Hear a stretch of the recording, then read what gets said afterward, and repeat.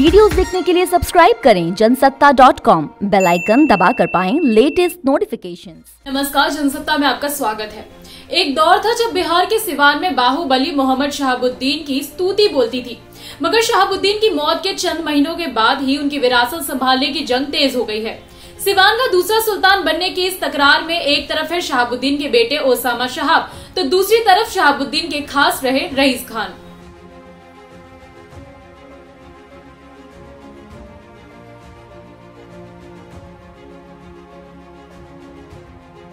एक दौर था जब बिहार की राजनीति में मोहम्मद शहाबुद्दीन एक अहम नाम था। इस बाहुबली नेता को सिवान का सुल्तान कहा जाता था, मगर मई 2021 में दिल्ली के दीनदयाल उपाध्याय अस्पताल में शहाबुद्दीन की कोरोना संक्रमण से मौत के बाद सब कुछ बदल गया। बिहार के इस बाहुबली के विरासत के लिए जंग शुरू हो गई। उसके अपनों के बीच ही उनकी जगह कब्जाने के लिए खेमे बंदी शुरू हो गई। ये दोनों खेमे उन दो लोगों के थे जिन्हें कभी शहाबुद्दीन अपने दो हाथ माना करते थे। पहला खेमा शहाबुद्दीन के बेटे ओसामा शहाब का है, जो देश के प्रचलित परंपरा के मुताबिक खुद को शहाबुद्दीन का स्वाभाविक उत्तराधिकारी मानता है। तो दूसरी तरफ है रईस खान, जो किसी जमाने में शहाबुद्दीन का दाहिना हाथ माना जाता था।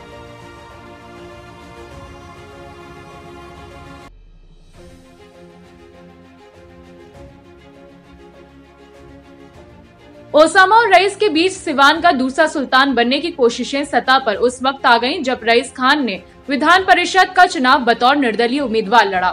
बीते 4 अप्रैल की रात को रईस खान के काफिले पर हमला हुआ। रईस का दावा है कि ये हमला AK-47 से हुआ और तकरीबन 150 राउंड गोलियां चली। इस हमले में काफिले में पीछे चल रहे एक नौजवान लड़के की मौत हो गई और 4 लोग घायल हो गए। इस पूरी घटना के बाद रईस ने सिवान के हुसैनगंज थाने में ओसामा शहाब सहित कुल 8 लोगों पर FIR दर्ज कराई। इस एक घटना ने सिवान में इतनी हलचल पैदा कर दी कि बिहार की हर पॉलिटिकल पार्टी अपने अपने हितों के हिसाब से साइड तय करने लगी।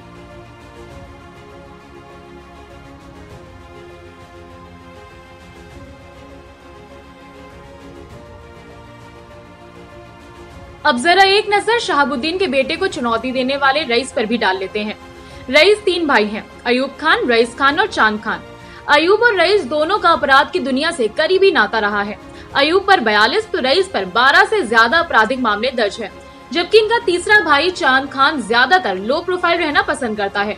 सिवान में लगातार चल रहे इन संघर्षों को देखने वाले मानते हैं कि खान परिवार चांद खान के जरिए राजनीति करना चाहता है, इसीलिए चांद खान की छवि को लेकर परिवार बहुत सचेत रहा।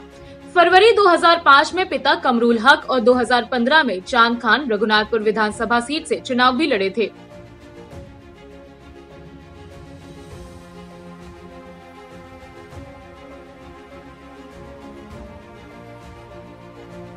दूसरी तरफ ओसामा शहाब मोहम्मद शहाबुद्दीन का बेटा है। शहाबुद्दीन 2004 में सिवान से सांसद चुने गए, मगर 2009 में चुनाव आयोग ने उन्हें चुनाव लड़ने के लिए अयोग्य घोषित कर दिया।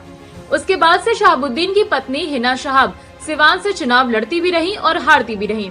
बस इसी हार ने शहाबुद्दीन के करीब रईस खान को परिवार के खिलाफ जाकर खुद की दावेदारी पेश करने के लिए उकसाया। सिवान में करीब 15% मुस्लिम मतदाता हैं। ऐसे में शहाबुद्दीन की कुर्सी अगर ज्यादा दिन तक खाली रहती है तो फिर कोई और नेता या बाहुबली वहां अपनी पैठ बना लेगा और फिर ना ओसामा के हाथ कुछ आएगा और ना ही रईस के हाथ।